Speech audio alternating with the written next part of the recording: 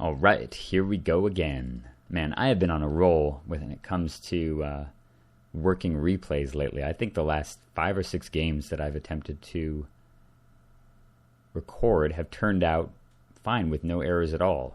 Dare I say, maybe they've fixed it. I can actually confirm that if I send an email off to one of my friends who works for WotC.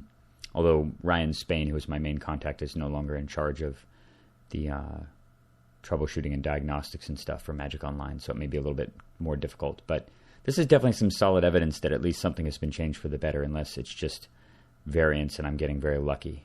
Because I would say that more than half the replays failed previously, and to hit 5 or 6 coin flips in a row is pretty fortunate. But I'm not going to complain. I'm just going to keep recording games that are awesome, and this is definitely one of those games. I am playing against Dr. Trauma, and Dr. Trauma is playing Azami, and I am playing Azami, which is pretty cool. I think it's the first mirror match I've had with this deck in a long time, at least as long as I can remember. He's going first. I have an excellent hand, in my opinion, given that I've got Acceleration, the Monolith, potentially for the turn 3 Azami, as well as Void Mage and Mana Leak. So this is a snap keep, no-brainer. It's just going to come down to how fast is his start. Let me get my Azami out of here. See you later. All right. Nykthos. The moment this land hit the battlefield, knowing that he didn't mulligan, I was positive what was coming next, and sure enough, tap Soul Ring. What a freaking surprise. But, and followed up by Mind Stone, so I might as well have 4 mana on turn 1. But the thing is, because Azami is such a mana-hungry deck, this actually means that he is coming out of the gates pretty slow. And granted that he can... He starts casting, well, provided he has an island, if he's able to cast anything with blue mana in it, then perhaps he'll be able to make the Nykthos produce enough blue mana to cast Azami probably around turn 3. But it could be worse. I mean, he could have something like Gilded Lotus coming down next turn that I can't even counter, and at which point it would be pretty damn hard to win the game. But we're going to hope that that's not the case. We're just going to soldier on. All right, Sapphire Medallion. That's actually quite nice too. I find this card in particular is amazing in control and counter mirror matches. Just the ability to turn all of your 3 mana counters, those clunky 3 mana counters, into 2 mana counters, and more importantly, turn things like Mana Leak, Remand, Memory Lapse, Condescend, and so on, make them only costing 1 blue is amazing. So, oops.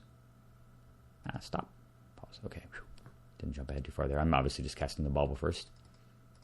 See what he does. Oh, he does have an island. Okay. And by the speed that he played that, I just sort of felt like he top-decked it too. I'm not sure why, because it probably would make no sense to just lead with Shrine, given that you want to just put blue, blue, blue into play right at the beginning. So I think he did just top-deck this. So he taps 1 and casts Brainstorm, main step. I respect that, not wanting me to counter it, which is also a further sign that he's short on mana, and he just doesn't want this countered at any cost. So I think he had no other islands to go with that Thought Vessel. When he starts tapping mana here, I'm like, please don't cast something like Coalition Relic, which would be disastrous for me, but instead it's just the Mighty Thought Vessel, which doesn't do him a lot of good here. God, more mana. All right, Lightning Greaves. Wonderful. All right, well, I don't really interact with his creatures a whole lot anyway, so I'm not too concerned about that card, since Azami doesn't care about haste anyway. I guess it does protect her from a few things in my deck, but overall it's not too important.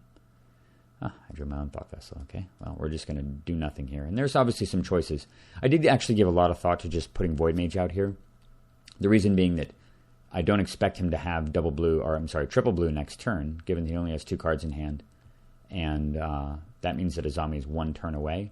And if you look at the way that this mana progression works, he's got 4, 5, 6. Next turn he'll have 7, and the following turn he'll have 8, which means that he has the ability to not only cast Azami, but pay for Mana Leak. So the Mana Leak is not reliable in 2 turns, which is what I expect. And if I cast a Void Mage next turn, and he has a counterspell for it, I can't counter back reliably with Mana Leak, which means that he'll be able to untap and cast his Azami unimpeded. So that definitely gave me some pause about whether or not I wanted to just play the Void Mage, but I felt like there was enough threats in his deck that maybe aren't Azami, something horrible like, I don't know, Consecrated Sphinx or something like that, that it didn't really make sense to tap out for Void Mage. Plus, there's no guarantee he does have 2 islands, so I'm going to just deal with the things that I know, which are that I need to get more blue mana into play, and the Wayfarer's Bauble is the way to do that. So we're just going to chill. Second island, right off the top. All right. Well, he does nothing. That's also some good news, but it certainly indicates he's got counters. I'm going to sack the bauble. And truth be told, with the amount of mana he has available, even if I do play Void Mage and counterspell the Azami one time, he may just redeploy it the following turn. And given the amount of mana he has, he could even counter back, and the mana leak would be no good. So there's no guarantee that the Void Mage really holds the board position anyway. I just need to develop mana to compete with what he's got in play. And in response to that, he snaps out a Snapcaster Mage, or I should say flashes it out to cast a Brainstorm, and this is obviously just fishing for more islands. Though he doesn't need it, because Nykthos now will make the third blue that he needs, just because of his single bit of devotion. But he's casting it anyway. Up to 4 cards in hand. Alright, so I'm getting an island. Yeah, we are really, really far behind here. This is just too much mana to deal with in control and control. I got to just hope that he has nothing else. Oh, that is so nice to top deck. Holy cow. That was such a great card. Because as you notice now, because of the Brainstorm, he's certain to have 8 mana next turn. And very, very likely to have it with 3 islands, which means this mana leak is no good. But the counterspell changes everything, and it actually means that I can play the Sapphire Medallion, which I really, really want to get into play. And I'm going to tap the Minamo because of Strip Mine potentially. I'm sorry, not because of Strip Mine, because of Wasteland, just making it less likely that it'll have a way of killing my mana. So yeah, I've got counterspell now. And potentially mana leak too if he doesn't have another island. If he has to go the circuitous route with Nykthos, we'll see what happens. I'm really, really hoping he does not have a third island here and he has to do some shenanigans to try to get the Azami on board. And that way I can use the mana leak, which I really want to do. But nope, there's the third island. And as I predicted, Azami comes down with 3 mana untapped. Thank God I top-decked the counterspell. Though, of course, I would have just played Void Mage instead. The difference being that if I do play Void Mage, he has the ability to counter back on his last turn. So we're just going to do a counterspell to stop it. And now the mana leak is golden because Azami is going to cost 7 next turn, and he does not have the mana right now to work around a mana leak because it's going to cost a total of 10. Buys me 2 turns, and that's really what we need. And what I really want to draw here, actually, is I want to draw another island. Throws the Greaves on that guy. The reason I want to draw an island, of course, is so I can play my own Azami and have mana leak as backup to stop whatever he might do if it's big. Treachery. Very, very good, actually. Unfortunately, he's got those stupid pesky Greaves out, so I can't grab anything. So I cannot play Azami because I didn't draw a land, and I'm just going to play the Thought Vessel and chill some more. Counting on the mana leak being good enough. Again, I could play Void Mage here, but I feel like, again, I need to compete with the amount of mana he has in play because we got to think about the long term. All right, 4th island. Man, he had no drought of islands after starting with none in hand. All right, and here comes Azami. And fortunately, we can just mana leak this for 1 mana because he's only got 2 mana available, which is awesome. He has this long pause here where I think he's thinking about whether or not he can somehow use his shrine to generate extra mana, and then he gives up. So now Azami's gone for a second time and costs a grand total of 9 mana, and he's got 4, 5, 6, 7, 8, 9. Man, freaking Soul Ring, man, it's so good. You just chain cast your commander into counter magic over and over again. That's all right. We now have defense in the form of Void Mage, and then I draw Remand. Extremely, extremely awesome to draw that right now, which means that I can actually go ahead with the Azami plan after all. I'm going to play Azami. He has no counter for that, and I am going to hope to draw an island right here. Really want to get an island, because that'll allow me to use the Minamo at the end of the turn if I don't have to counterspell anything. Unfortunately, I get Gilded Lotus. Generally, you're not too never unhappy to see Gilded Lotus, but in this situation, I am really kind of living by the skin of my teeth right here. Honestly, just the fact that if his Azami gets out, the Treachery is not going to stop it, and he's going to be drawing 3 cards a turn to my 2. Well, I guess potentially 3. I need to keep the Azami out of play, especially because I've invested so much in stopping it already. All right. Well, full-on tap-out. Look at that. Azami comes down for 9, and for 1 blue mana, I have the Remand. Haha, gotcha. And my plan, of course, next turn is to play Void Mage, and now I've got Void Mage synergy going, and I might even sack my commander because of the Talisman to keep the Void Mage going, and should be able to lock up the game. Denied by foil. God damn. Discards useless propaganda and another island, And now his Azami is on board, and he has 2 wizards. And he gives it Shroud, which I was secretly hoping he would not do. That is bad news. Okay. No, all is not lost, because I have Azami plus Minamo versus 2 wizards. So we're not totally out of this. Island. Okay, what are we going to do here? So I thought through this turn a long time, actually. Went through multiple scenarios of playing the Grim Monolith into the Gilded Lotus. So that would cost 2 mana, 3, 4, 5. So I would be left with Island, Island, Lotus in play. Now if I tap, I need to obviously get this guy out. That's mandatory. But first things first, I'm going to actually just steal his Snapcaster Mage with Treachery, especially because I can float blue mana and get it effectively for free. Thanks to the Sapphire Medallion, which is awesome. Of course, he draws 2. And I get to untap 5 land. That's awesome. I mean, that's like killing your opponent's Howling Mine and casting one of your own. Pretty good for free, actually, for an extra mana. Costs +1 blue. All right, so here, if I play Grim Monolith, I tap it. I tap 2 other islands. I cast the Lotus. I could tap 2 more islands and cast my Void Mage Prodigy, in which case I would have Minamo and Gilded Lotus up. Now the problem with that seems like a good plan, but the problem with it is that it really only allows me to counterspell 1 time, because if I tap the Lotus for 2 blue, or I should say for 3, to counterspell, probably sacking his guy with Void Mage, well, he's got a ton of mana in play. He would just declare his attack step and then cast something unfettered, and it could be a lot of things, and many of them would be bad. So I decide that it's more important for me, as much as I would like to develop and put the Lotus out, it's just going to have to wait. I'm going to just play Void Mage instead with 5 blue mana available. So I'm going to draw a card first, though. Cyclonic Rift. That is extremely timely. All right, awesome. Well, we're going to be thinking long-term with that. And I honestly gave some thought right here to just casting the Rift right away, just picking up his whole board. Given that he's got 5 land in play, it would take him a little while to rebuild, but unfortunately, he would kind of have almost this exact same board state. He would go, assuming that he drew a land in there, he'd play a 6th land, tap it for a Soul Ring, tap Soul Ring for Greaves, tap his mana, and recast Azami with Lightning Greaves on it. And I'd be looking at basically the same board state and having lost this key card. So I decided I can't play it right now.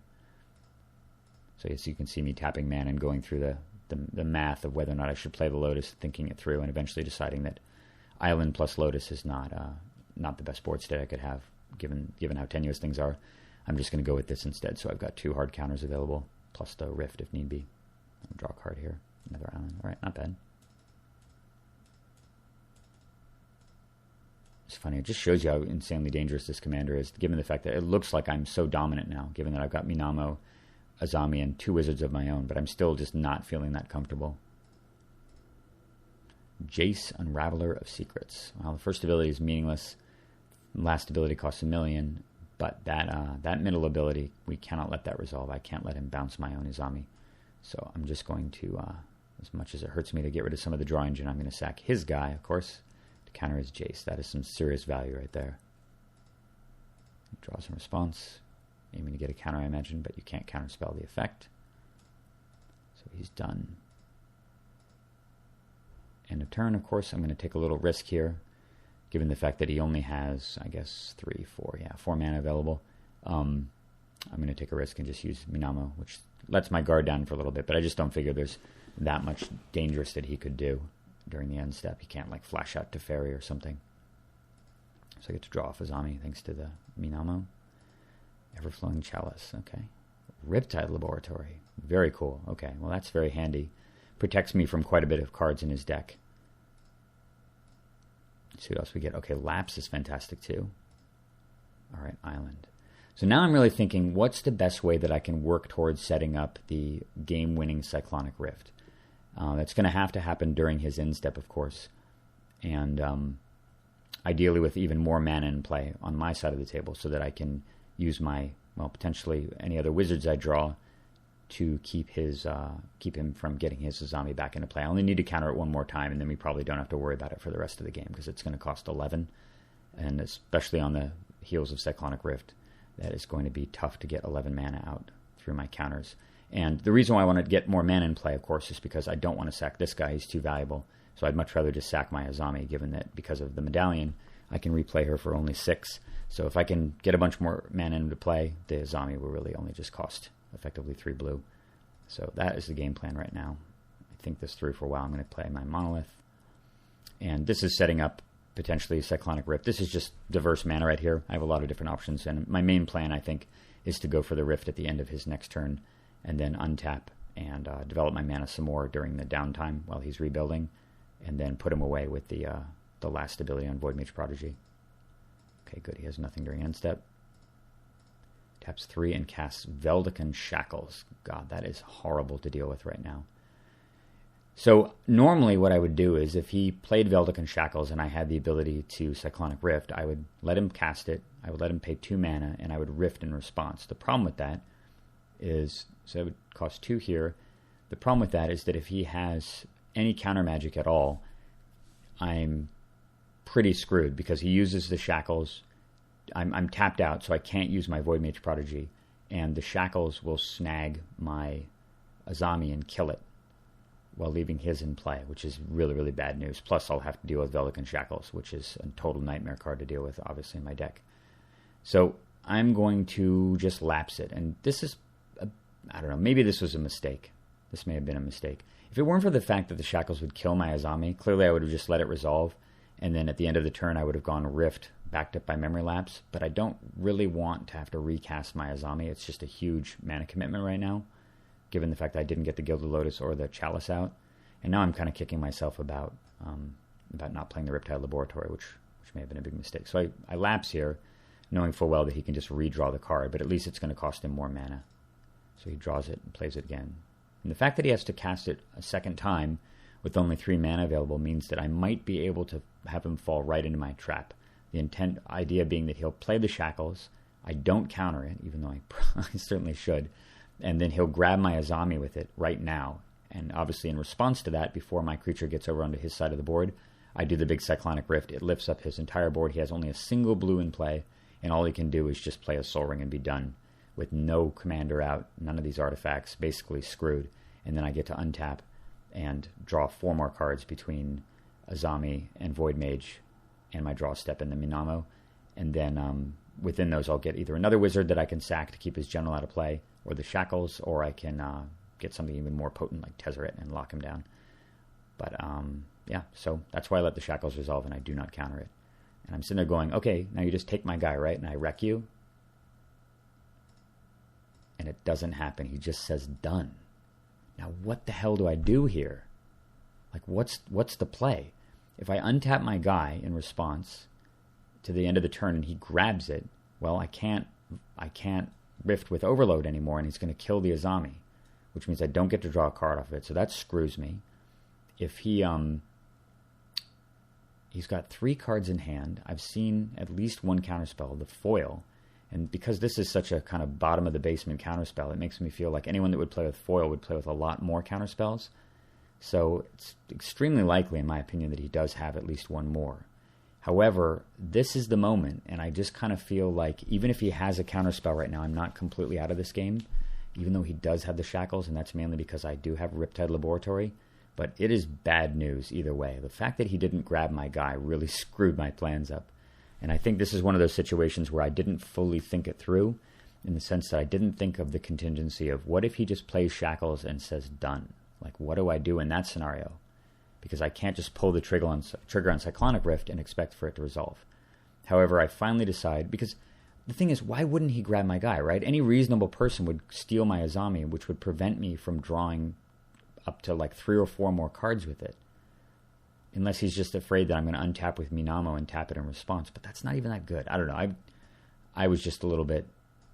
I was baffled by this play, like why he wouldn't just take my guy. I mean, I think in his position I probably would have. But whatever the case, I decide, you know what? You just got to sometimes go for it. So I Rift with Overload.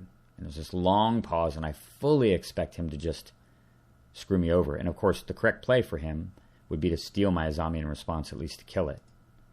And he doesn't do that either. And I'm not really sure why, but maybe he just misread what was going to happen. Anyway, we go to end step, and he discards Capsize and Mind Stone. All right, well, good job. Good job, Cyclonic Rift. I'm going to play the Opal, or we're going to draw first. Oh my god, Venser. That's so gross. Jete. Okay. Play the Riptide Laboratory. Yeah, this is going to end pretty badly for him. All right, so the end of the turn, Mizzium Meddler, which I guess is the reason why he didn't tap out. Expecting some sort of targeted thing? Strange. All right, well, he's got his 1/4 wizard. Plays another land. There's a Soul Ring. I'm going to certainly let that go, because we're really just going to try to stop Azami here. Plays a Thought Vessel. Plays the Shackles. All right, yeah, and obviously this thing needs to be destroyed. So we have a very, very good answer for this. Play Venser. Return it to his hand. He recasts it. Tap Venser. Bounce Venser. Return Shackles to hand and draw another card. So disgusting. All right, and I draw Copy Artifact too. Now it's going to make the Gilded Lotus, of course, just academic. He does have that 1/4 though. All right, and I drew Trinket Mage too. Just to add some fuel to the fire here. Of course, tapping 5 to cast Lotus. Copy it for 1 blue. So gross. Drawing a card, and I draw Muddle. The nail in the proverbial coffin. So transmute. This is just a no-brainer, and of course it's waiting for me right on top. The big bad bear. I'm going to just add some more mana here. Cast a 2-mana Chalice. And that is checkmate for sure. And he packs it in right away, of course, given the fact that he has access to so little mana next turn. Whew, this was a nail-biter game for a while. At least it felt that way on my side of the board. I mean, maybe I was in better position than I thought because I didn't get to see what he was up to. But when those Shackles came down and that 3 mana was untapped, it really became quite dicey in my opinion, and it could have gone pretty badly, I think. But I'm quite glad for this resolution, and hope you guys enjoyed that game and listening to my thought process throughout it. As long as these replays continue to cooperate, I will continue to post them, and I'm glad you guys enjoy them. Send any feedback you want, and I will see you later. Take care.